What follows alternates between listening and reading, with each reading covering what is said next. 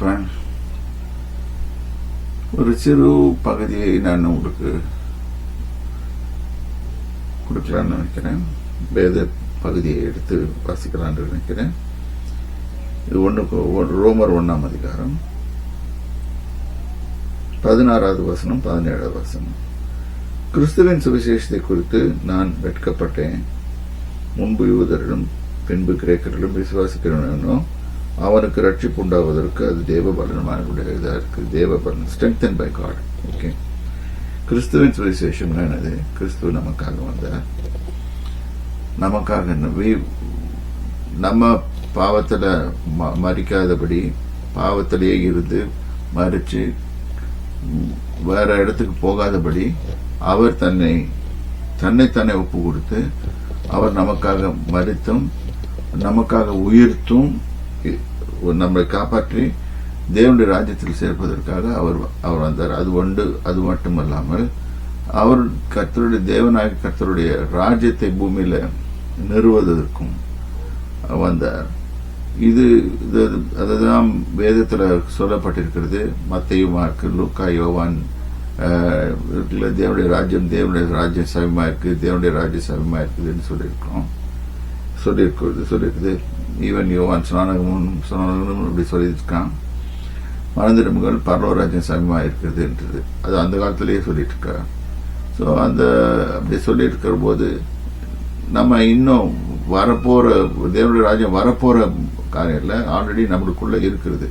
இயேசுவை ஏற்றுக்கொள்ளும் போது இயேசுதான் ராஜா தேவனுடைய ராஜ்யத்துல. ஸோ இதுதான் சுவிசேஷம், இதுதான் இந்த விசேஷமான காரியம் இருக்குது. ஸோ இதை குறித்து நான் வெட்கப்பட மாட்டேன் என்று பவுல் அப்போஸ்தலன் சொல்கிறார். யார் விசுவாசிக்கிறாங்களோ அவங்களுக்கு தேவ பலன் உண்டாயிருக்குது அப்படின்னு சொல்றது.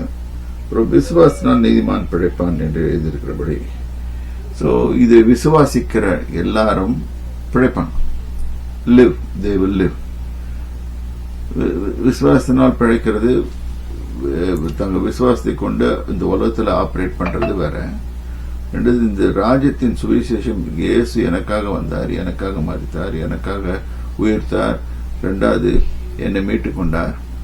அதுக்கு மேல அவர் தன்னுடைய ராஜ்யத்தை பூமியில நிறுவ வந்திருக்கிறார். தேவனுடைய ராஜ்யத்தை பூமியில நிறுவ வந்தார். இதெல்லாம் நம்ம பிடிச்சுக்கிட்டு அவருடைய ராஜ்யத்தின் சுவிசேஷத்தை நம்ம படிக்க கற்றுக்கொண்டோம்னா அது மாதிரி நன்மையான காரியம் ஒன்றுமில்லை. ஸோ என்று எழுதியிருக்கிறபடி, விசுவாசத்தினால் உண்டாகும் தேவ நீதி, இது தேவனுடைய நீதி, இது மனுஷன் நீதி அல்ல, தேவனுடைய நீதி. விசுவாசத்திற்கு என்று அந்த சுவிசேஷத்தினால் வெளிப்படுத்தப்படுகிறது. அந்த சுவிசேஷம் எது? ஒன்று, கிறிஸ்து மரித்தார், உயிர்த்தார், நம்மையும் தகுதிப்படுத்தினார், பாவத்திலே போக வேண்டிய நம்மை தகுதிப்படுத்தினார். அடுத்தது, தேவனுடைய ராஜ்யத்தை பூமியில நிறுவ வந்தார். இந்த காரியங்கள் எல்லாம் நம்ம புரிந்து கொண்டு அதை விசுவாசிக்கும் போது பரலோராஜ்யத்தின் ரிசல்ட் நம்மளுக்கு வந்து சேர்கிறது. இதை புரிந்து கொண்டு நம்ம ஜீவிக்கலாம், தேவனுடைய ராஜ்யத்தை பற்றியும் அறிந்து கொள்ளலாம். கர்த்தருக்குள்ள ஆசீர்வதிப்பார்கள். கர்த்தருடைய நாமத்துக்கு தாப்பனே ஸ்தோத்திரம். அப்பா, இந்த வார்த்தைக்கார ஸ்தோத்திரம்.